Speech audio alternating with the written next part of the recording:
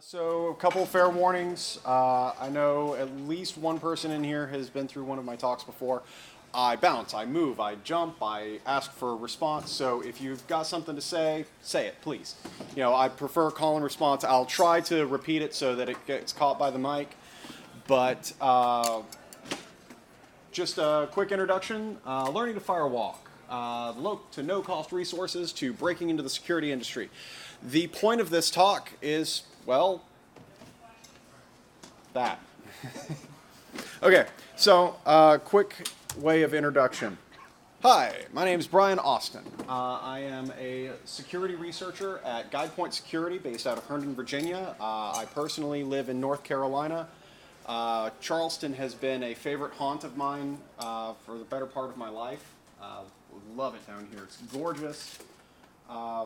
So if I warned a couple of you, if you see me like yell or make odd gestures, my 7-year-old son is in the third row and he's ignoring me, which is kind of normal. But so this gives a little bit of information about me. I'm an amateur malware analyst. I'm not very good at it, but it's something I really enjoy and it's a skill set that I'm trying to add, which is actually where some of the resources here come from. I am a professional meme slinger. I internet good, as my sister-in-law says. I'm also a massive coffee addict. If you can't tell by the way that I'm kind of chattering.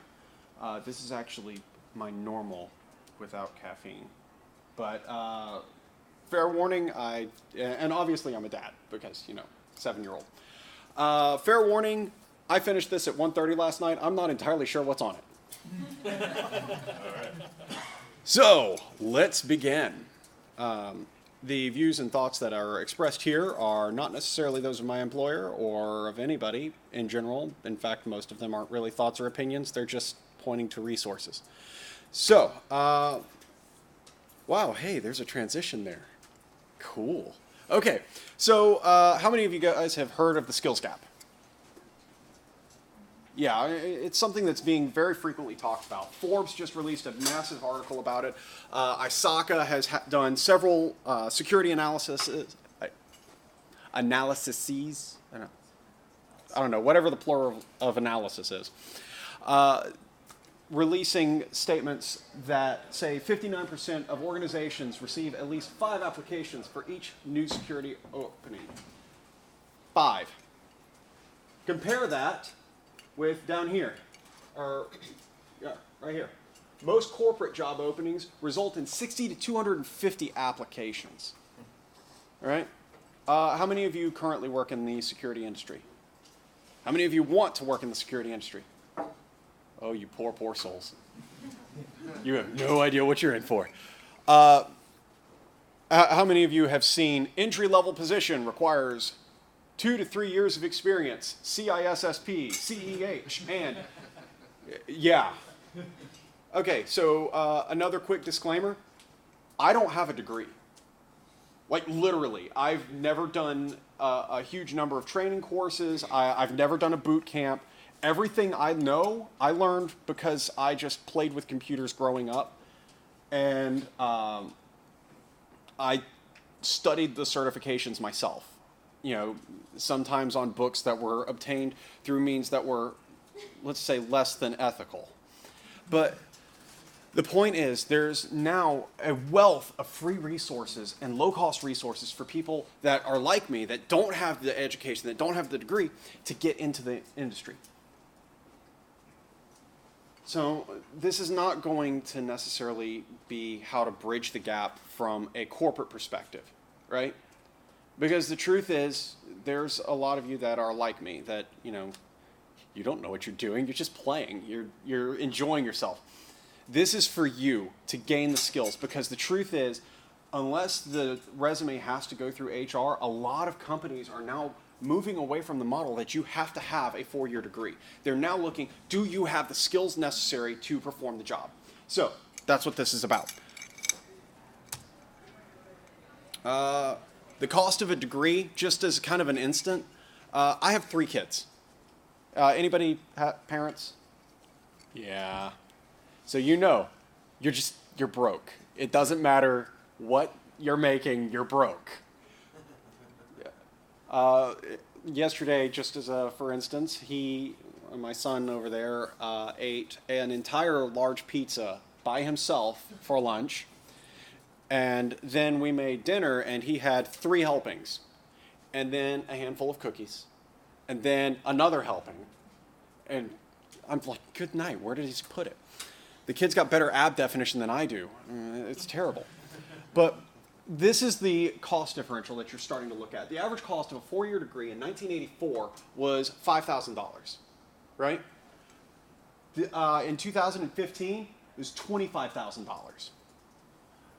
Private schools were a little bit higher, $8,400 in 1984, going up to 2015, $37,990. And even with that, you're barely making muster if you can actually get an entry-level position, because again, they're looking for 2 to 3 years of experience, plus a bachelor's degree, plus a CISSP, plus a master's degree, and it's insane. So, anybody seen the meme that's been going around? In 1960, a high school diploma would be able to provide a full-time job from a high school diploma could provide a decent life for a family of 6. In 1970, a bachelor's degree guaranteed you a posh position at a nice corporate job and people to wait on you hand and foot for life.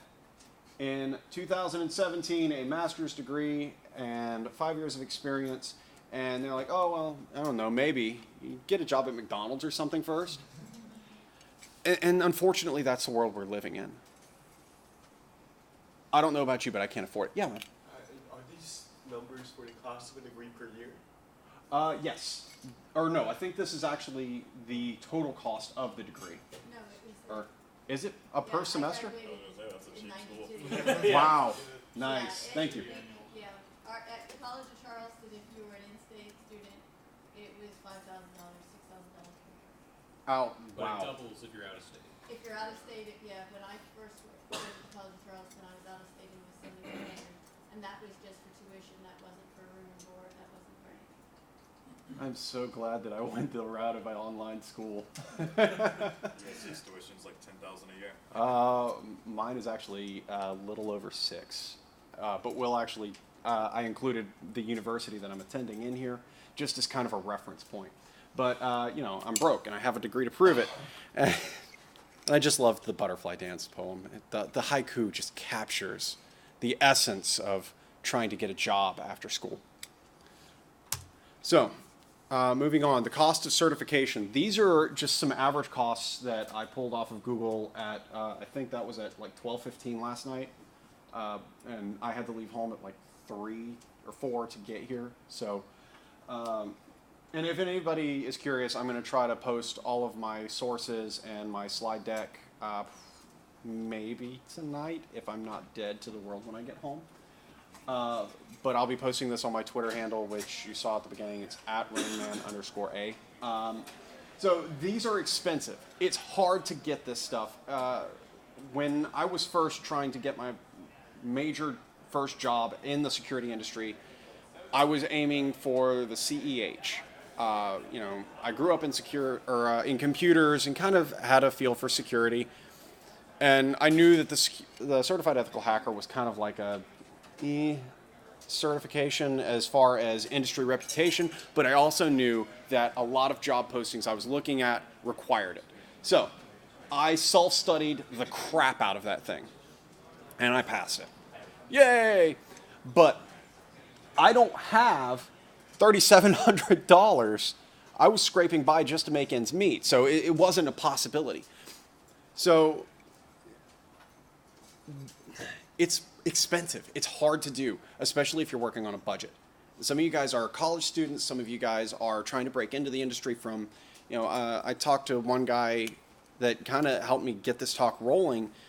He was working in construction and had a master's degree in Infosec, and he couldn't find a job. I've got another friend who, tangentially related, has a master's degree in architecture from Savannah College of Art and Design, which is one of the most prestigious arts institutes in the country. Also prestigiously expensive. Incredibly. And you know what he was masterfully doing? masterfully working at the Ingles Deli, which is just a local supermarket where we're from. That's the only job he could get. So, we're going to walk through some different options. I meant to put up a slide that said, hey, these are the free resources, but apparently I failed to do so. Let's start off with probably one of my favorites, cyberarea.it. And just a quick caveat. These are by no means a comprehensive list of the resources available. These are just the ones that I've personally used and have found very effective, very useful, and very wonderful to play with. Right? There's 1,000 other ones. And the trick is not necessarily any special juju. It's learning how to Google dork. Learning how to arrange a search. For that, I highly recommend going to Google and saying, what is Google dorking? Okay, so cyberarea.it is a phenomenal program because what it does is it actually has a series of free videos, training courses that you can go through. It embeds some quizzes and some feedback. You've got forums. You've got a lot of different ways to interact with other people. It is entirely online and it is entirely free. I'm not entirely sure what all of their revenue model is, but it's a pretty neat thing. You can go in there and you can do anything from your A+ basic hardware and software certification all the way up to the CISSP. Cyberarea is not focused on any particular avenue of computer systems. If it has to do with a computer, programming, DevOps, IT, security, infrastructure, they've got something on it. So check them out by all means. It's, again, something I use frequently. The goal that they went out with, he posted it in their About Us page. We believe everyone deserves an opportunity and that opportunities should not be limited to people who win the birth lottery. Right? I grew up in Appalachia. Anybody know anything about the Eastern Mountains? Yeah. And the coal industry. The coal industry, yes, but that's further north. That's up in the Virginia, West Virginia area. I'm in the North Carolina Appalachians, which what our industry is dependent on is moonshine. Yeah. Chickens. And chickens. Yes, we have unholy numbers of chicken farms. For a long time, it was paper manufacturing. Recently, it's become more of like a craft beer industry, but all of the plants shut down about 15, 20 years ago, right as I was graduating high school. And there's nothing. There's no industry there. Yeah, and I was actually 35 miles outside of Asheville, which is almost an hour and a half drive. Yeah, awesome. So I was stuck in an area that we barely had dial-up. But, we had some extra computer parts. My dad ran a small computer shop in our town. So I got to play. Our version of daddy-son time was not driving 4 hours to Charleston. It was, hey, let's go set up a LAN party. And that's how I learned. But I was very lucky in that, whereas a lot of people aren't. So this is an opportunity for you. Moving out, Microsoft has actually started moving in this space. This is probably one of the better ones. So CyberArea is phenomenal. Some of the guys that present are a little bit dry, but they're really good. They're very, very knowledgeable. This is the Microsoft Virtual Academy. This is spectacular. I mean, this is not necessarily going to be pushing you into a Microsoft certification, but this is going to push you into a level of expertise. And these are the 4 main areas that they push you through. Developers, IT pros, data pros, and students. So it gets you, get your feet wet into a much deeper understanding of Microsoft, their operating systems, their programs, and other things. They got this wonderful curated learning path set up. So what you do is you go in and you tell them, this is what my career goal is. And it will actually help you map a series of courses that will get you from where you are to where you want to be, which is something I really love. Not to mention the fact that it is Microsoft, so you know the information is up to date. Presuming that they finally did end-of-life XP. SecurityTube. Many of you guys have used SecurityTube over the years. It is run by Vivek. I'm not even going to try his last name. My poor country tongue just doesn't do that. He covers a broad sweep of topics, and it's a very YouTube style, so it's less curated, but you can go through the mega primers, which actually will focus you on a particular series to get you into a particular area, right? It's very useful, very interesting. Sometimes it's a little bit hard to understand. The audio quality on a few of the videos is not great, but again, spectacular. The video tutorials are top shelf, and Vivek does an amazing job. Packet Pub. Packet Publishing once a day releases their daily offering, which is a free book. Some of these are usable, some of them are not. For me, like Flux architecture, I can't code my way out of a wet paper bag, and I don't need to, thank God. So I'm not super interested in that. However, you know, Python for Kids, what else up here? Android UI, Practical Digital Forensics. I'm a threat hunter, and I deal in explicitly blue team and purple team activities. So I take things apart, I figure out how they work, and then I look for them in client environments. For those of you that did not know, GuidePoint Security is a managed security service provider. So what my job is I work with around 40 clients, and I actively hunt in their environment for attackers, for malware, for misconfigurations. And for me, I love it. It's really interesting. But it does refresh every day at 6 p.m. Eastern Standard. So if you miss it, you miss it. Check it. It's free. You just have to sign up for an account and log it. So it's a pretty useful place. And I try to hit it every day unless I'm traveling. The only catch is it's a random book. There's at least no sequence that I've found. SANS.org's Reading Room. How many of you have heard of SANS? SANS, the most trusted name in information security testing, training, and research. I don't know what their byline is. But the SANS Reading Room is free. It is a series of white papers that are actively being released going back to the beginning of SANS. So you're looking at cutting-edge research from people who are, You're looking at cutting-edge research from people who are actively going through the SANS courseware, right? So this is literally the bleeding edge of research and detection and red teaming. So they've got it set up and cataloged based on subject matter. So you can go in, and if your interest is, say threat intelligence, they have an entire catalog of papers dedicated to nothing but threat intelligence. Malware research, nothing but. Now, these are sometimes very, very technical. When I was first discovering this and was reading through it, I had to read it, and then on my, had two tabs open, and on one it was the reading room, and on the other it was Merriam-Webster's.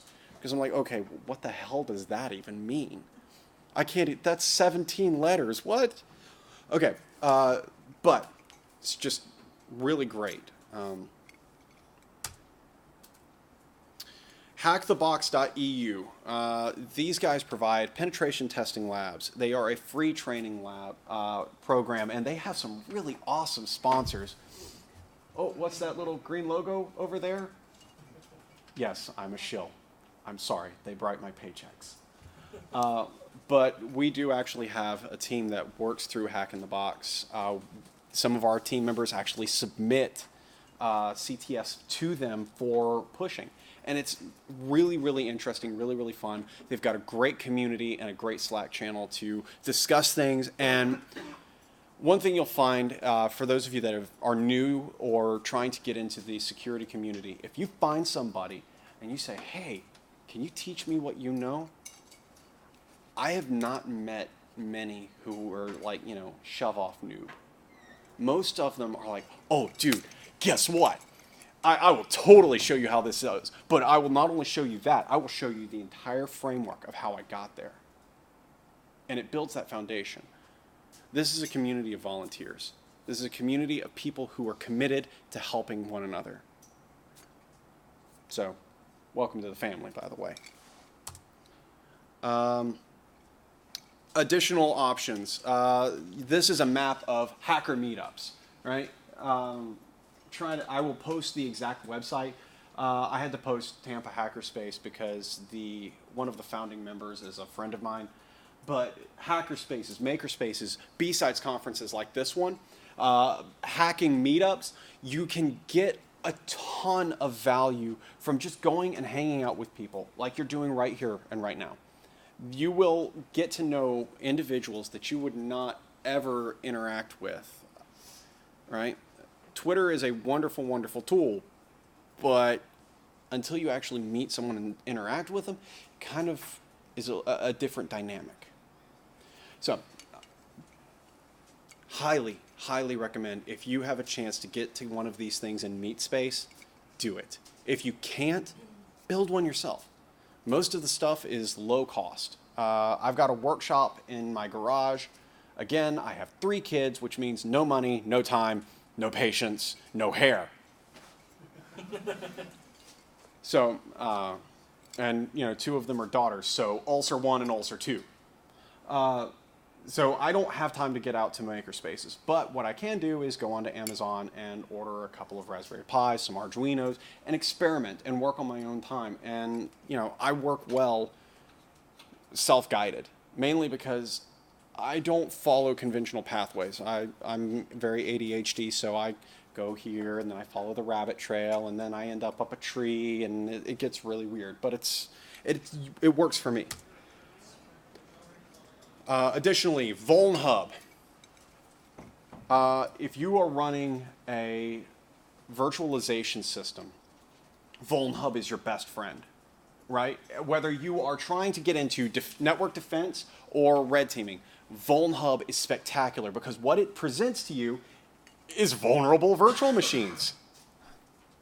Not only that, but it creates CTF-based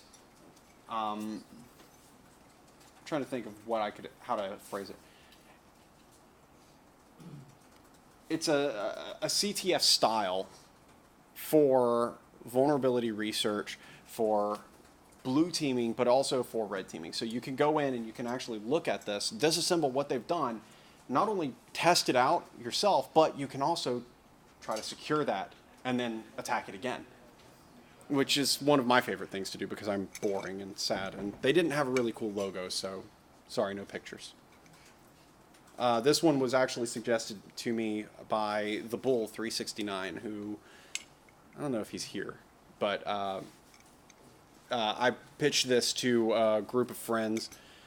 If you can find some Slack channels, there's several spectacular ones. I didn't put it in here, but the open_OSINT Slack channel is really, really good.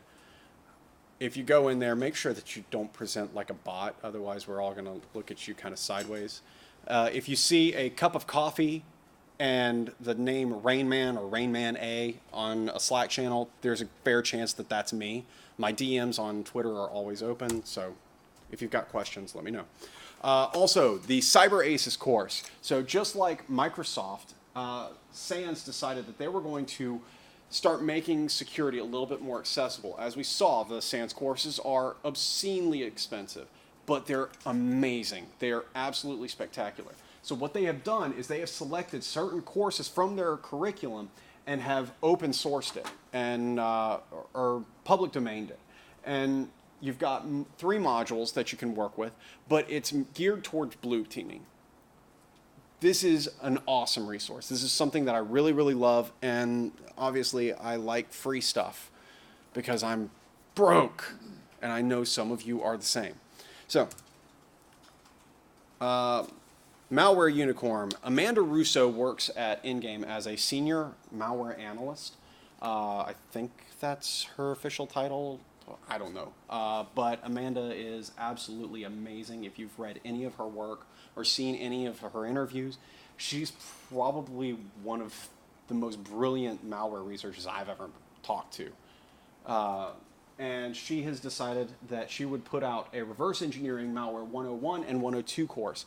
These courses actually walk you through live reverse engineering of actual malware samples. I'm sorry, but that's cool to me. You can find that at securedorg.github.io. She also has all of her slides, white papers, all of the research that she has done. And just as a quick caveat, if you see her on Twitter, send her a hey and a, we appreciate you message, because her group actually her company has allowed her to open up and take on interns. So she is live teaching people how to do this in a real environment as a job. I mean, and malware research is not something that's easy to get into. It's a very small field. But Iron Geek, Adrian. So Adrian is the Iron Geek. If you've ever been on his website, he presents conference presentations. He has white papers. He has video tutorials. Adrian has done a ton of things. Adrian is also, I think he likes this as his handle, the Infosec's biggest shitlord. Adrian is a notorious troll. It's depending on what you think of it will depend on how you interact with him, but the resources that he posts up are spectacular. He has been doing the con circuit for better than, I think, 10 years. He's currently at Trusted Sec doing research for them. But he runs the con circuit, videotapes it, much like Evan is doing, and posts it for free. So, you can't beat the resources. That's where a lot of people have gotten their start. So, we have reached the end of the free portion. If anyone would like to get off this crazy train now, you're more than welcome to. Because we're about to go into low, low prices. Oh, my hair's not slicked back enough for that, sorry. So, some of the resources, there's an old saying, you get what you pay for, right? So, if you get something for free, you might feel a little bit unsure of it. And some companies are going to be like, well, what did you give for this? They're going to be curious about, a little more about the investment. These are, again, a curation of really good things, really good low-cost sets. The Humble Bundle. Humble Bundle, once a month, releases a series of books that are related to the IT industry or the information security industry. I think the one going on now is Startups. It's like the complete guide to startups. A couple weeks ago, they had one that was Introduction to Getting a Job in IT and Security. So for $15, you get like 20 books of the entire gamut. Really, not only is it a really great resource, they do some great work with that money. So as you pay, you can actually opt to support various causes usually. So, wait, I smell caffeine. Oh, curses, my kryptonite. Like I said, I'm a coffee junkie. Now I've lost my train of thought. Anyway, Humble Bundle has a wide variety. Sometimes it's really, really useful. Sometimes not so much. But they also have like gaming software, a variety of different things that you can pick up from. There's one other that's very related, and I'm trying to remember it because I forgot to put it in that I've used before. And it's escaping me, but I will put it in the bibliography when I post this slideshow. This is my university. This is where I'm going to school. They may not be available in all states, but it is entirely online. This is Western Governors University. Currently, the average cost is about $3,200 per semester. There's not any books that I've interacted with going through the IT security program. And there are several certifications that are actually built into the degree program. So you're not just learning course credit. It is, for those of you that are curious, fully accredited through whatever it is that I know Sax, but I don't know the West Coast version. I don't know. I've got people raising their hand. If a high school student, if the student is still in high school, can they still take courses through the program, or do they have to go through an application process? You still have to go through an application process. There's a couple of unique things about WGU that I'll cover in just a second, but I think sometimes they require a little bit of experience in the field. You'd have to check with the state admission requirements. In North Carolina, I know, with no degree, they took me on, but, I've been playing with computers since I was, that tall. Check with them, wgu.edu, and there's usually one of the little chat admissions counselor. You can chat with them and figure out what's going on. But it's at least worth looking into. Yeah. So what degree are you pursuing at this university, and does GuidePoint require it? Is that part of your job requirements to get a degree? I am pursuing right now, it's getting ready to change over because they opened a new program that fits me better, but I am currently in the IT program with a focus on networks and security. But in January, they are making in North Carolina available the Network Security Information Assurance Program, which is a little bit more geared toward blue teaming, threat hunting, that sort of thing. So that's what I'm going to be transitioning into. Does GuidePoint require it? No. GuidePoint took me and they were like, hey, we're just glad you're coming. So like I said, there's a movement in a lot of industry now to say, do you have the experience? Can you actually do it? Yeah, man. So then why? Why go get this degree? You got a job, you got some resources. In my case, it's twofold. It's more of a personal goal. It was, number one, I need to do it and finish something because, like I said, I have severe ADHD, so I have real bad impulse control issues. So I will get started on something, and then I'll go over here and get started on this, and get started on this. My workbenches, I have 3, are covered in projects, and like half of them are projects I'm working on for my wife, half of them are just something I'm doing for fun, and then there's just a smattering of toys that I'm fixing, and my wife is absolutely sick and tired of looking at them because I will start it, and then I'll get distracted and forget that it's there.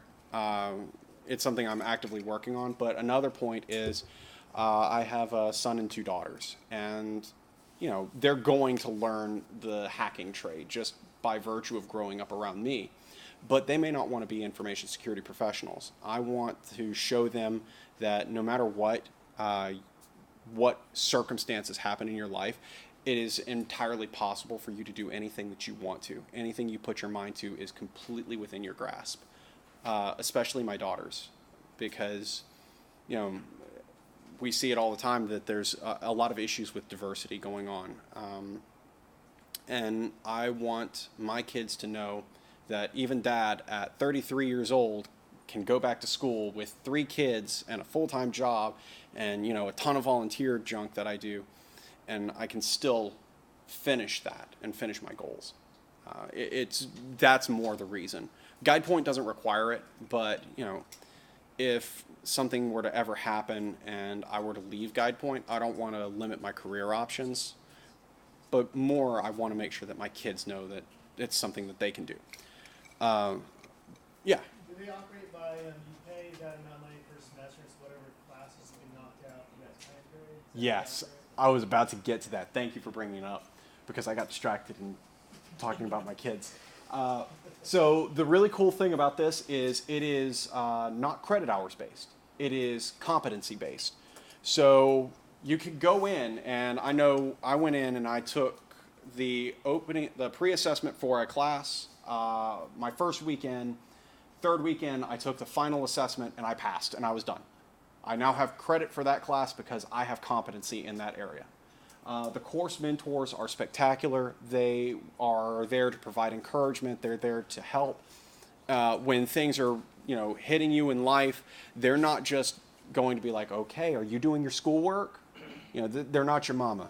But what they are is an encouragement and a resource point Mine checks in with me every week.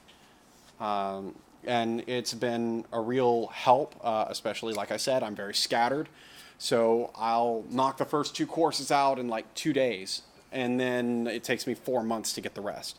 Their semesters are broken up into 6-month courses, but because they are fully accredited, it does also mean that you are eligible for FAFSA, student loans, the whole shebang. So wonderful thing, at least in my opinion. I'm sure there are other programs out there. This is just the one that I know of. And like I said, this is not a comprehensive list. This is to encourage you to go out and find stuff. You know, this is a starting point for you. OReilly, Safari Books Online. It's a little bit pricey, but oh my gosh, the stuff you get. So they are doing an individual free trial. I think it's like 30 days. And you can go through and you can read any book in their entire library. But, oh. I was going to say, if you watch out, I caught a deal for $200 Unicorn. Dude. It's, yeah, you can't beat that. It's so cheap. So I'm going to like give you my number. If you see that, you know. Yeah, we have an arrangement. I found the same thing about Peter Field one. I've been using it for like 10 years, and then when they rolled over the new platform, they wanted that same sort of pricing. Awesome. Yeah. When I was with Oracle, they give it for free, and I know some companies now, if you just go and ask, they might be willing to cover the cost. So. Yeah, and working at GuidePoint, I expressed interest in a training program, and they were like, oh, we have a partnership with them. So if you are employed, check with your boss and say, hey, I'm interested in this. Because there's a fair chance that there's a resource there that you just don't know about. And if you don't know about it, there's a really good chance somebody else doesn't. So write it down. Write it down in a corporate wiki. Send out an email blast. Make sure that other people who are trying to move in the same direction as you know that there are resources out there. Again, this is a community of volunteers. Yeah. Oh, 5 minutes? Oh, dang. I'll move a little bit quicker. So the McAfee Institute. No, not that McAfee. This is run by Josh McAfee. He's a former incident responder and forensic investigator for, I think he did work for the DoD. He also did work for Amazon. And some really interesting perspective. So far, I've been doing a couple of his courses. So far, it's less focused on like the nitty-gritty technical and more on the investigative procedures, which, most of us are nerds. We don't need help with the nitty-gritty technical. We need to help with, how to process this, how to set a process that is documentable and understandable to other people, especially executives. CBT Nuggets, they are just a video courseware program. Wonderful tools, lots of different courses. Most of it's focused on certification, but there's still a lot of very usable information in it. It also, again, it gets you in the door. Udemy. Lord, I get emails from these guys all the time. Most of their courses are about $15 a piece, but they cover the gamut. Anything from programming out to how to speak Japanese. So, it covers a broad swath of everything, so it's really interesting and useful. Additional resources. If you are looking to do home virtualization, I highly recommend getting VirtualBox if you do not have it. It is based on Java. I am sorry. I know. Don't shoot me. But Microsoft has trial VMs. Not only that, there are some groups that if you sign up to do course mentoring with, like I think I'll be discussing it in a minute, but the Cyber Patriots, you will be working with kids in schools, at-risk kids, helping them to understand cybersecurity. You get free access to Microsoft's Imagine library, which is really nice. Are you a Cyber Patriot mentor? I am. I've not gotten assigned to a school because I'm still in a very rural area. But the great thing is you don't have to also go on site. If you're available, they can do remote mentoring. Yeah. Would you do remote mentoring? Yes. I teach at Wando High School. I'm the IT lead teacher, so if you can help. Yes. Catch me afterwards, and you and I will discuss this. VMware's ESXi platform is completely free. You have to register and you have to jump through a bunch of hoops, but you can download it and put it onto a system and run it as a hypervisor, of course, Linux. And I've got to plug Tony Robinson's book at DA667. Spectacular book. It is not by any means a thin volume, but it is a comprehensive volume. Training options here. Volunteer. Make a difference in someone else's life. Do something for another person. The Cyber Patriot program we just discussed, but there's more than just that, right? There's at-risk kids in your neighborhood. There's at-risk kids at your schools, at your kids' schools. You can teach them basic computer skills. It will help you. It's not just a resume builder, but it helps build us up as a community and as an industry. Please, find some time, volunteer. So the last thing I'm going to discuss is called Through the Hacking Glass. This is a project that I am in the process of launching with Joe Gray. Joe is the one doing the OSINT course here. So this is the official launching party that I'm doing at 95 miles an hour, so I'm really sorry. We will be discussing more information, but what this is going to be geared toward is free mentorship, free training. We're going to be using a lot of these resources. The goal is to get people who want to either expand their skills or who want to get into the industry to come in and work with somebody who's already there. And we're hoping that they'll recycle back. And we haven't worked out all of the kinks with it, but we're recycling everybody back in to mentor others. What you do is you'll go in, you'll choose a course path, and they will assign you resources, assigned reading, and then you'll get access to the labs. You'll get to actually do what you've been reading about. You'll write a report. The mentor will look over the report. They'll submit the report to the community, and you'll get feedback. Our hope is that this makes everyone better as an industry, and this will be free. There may be features added later, but the core point is to build up the industry and to build up the community. The conclusion, this community is built on the backs of volunteers. This community is you. You heard Jack say in the keynote, you are now a part of the hacker family. You're here. You are a part of the founder circle of BSides. Each and every one of you is a founder circle of something. You have the chance to make a difference. Do it. Make your little corner of the world a better place, because that's where it starts. Thank you.